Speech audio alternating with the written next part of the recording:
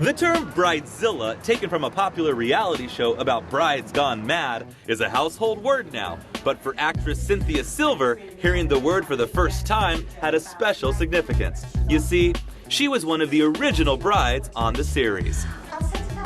It was a show that they were describing as successful New York women who, as well as preparing for their wedding, are also running businesses or careers. And months after we had completed filming, we received a letter saying, congratulations, you know, the show's being picked up by Fox, and we've changed the title to a more tongue-in-cheek sort of title. We decided to call it Bridezilla's because everyone's so stressed, you know, on the shows. Everyone's so stressed. So an Oscar, a Tony, an Emmy, a Golden Globe, a People's Choice Award, and Best Kickboxing Fight / Makeout Scene Award from MTV. I'm at the top of my game. The experience taught Cynthia a valuable lesson about the relationship between being a professional actor and being on a reality show. I think it's a misconception that actors are going to be able to further their career by doing reality TV. I mean, I think that there's exceptions to that, but it's like if actors think that they're going to go on a show like Bachelorette or, you know, Survivor or something like that and further their acting careers, that's definitely a misconception. Right. Reality.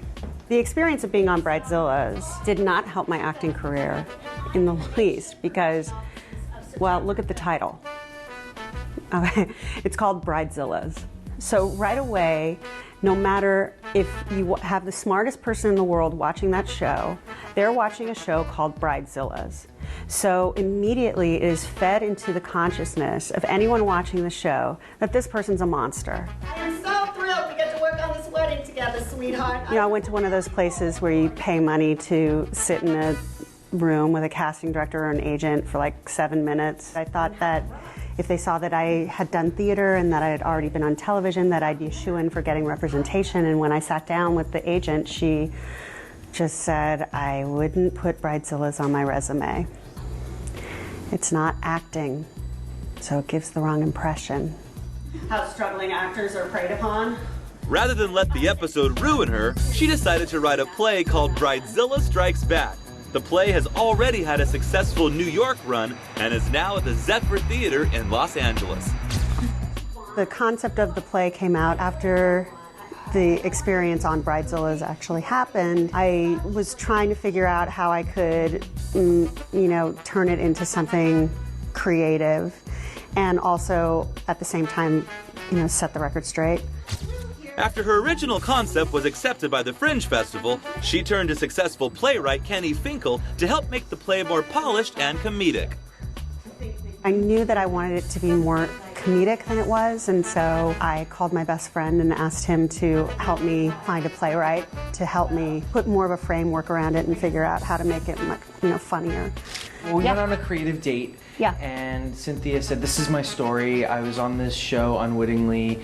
I thought it was a documentary about Manhattan brides for the BBC, and it turned out that they sold all the footage to Fox and turned it into Bridezilla's, and 17 million people watched that first episode, and I don't know what to do with my life now. I'm totally freaked out, and this is what my story's about. And I was like, oh my God, this is really interesting. For two strong creative types, collaboration depended a lot on trust.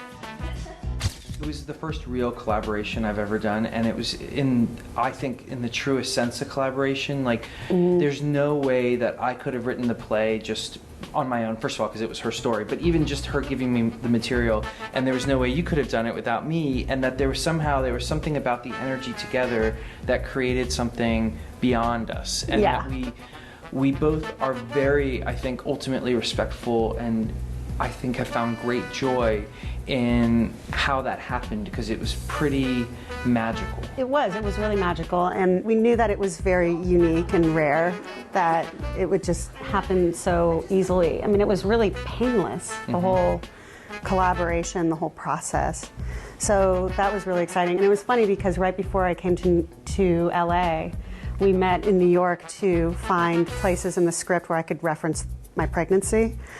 And, you know, kind of update some of the pop culture references and stuff like that. And by the end of the day, we were like, this is such a good play. You know, oh, I love this play. You know, it's like. We're like, when did we make this? I know. How did we do this? This is so good. Cynthia's lesson from all this is one that any actor or person could benefit from. After years of rejections and dead ends, here it was, an opportunity, a gig, acceptance. I've done it.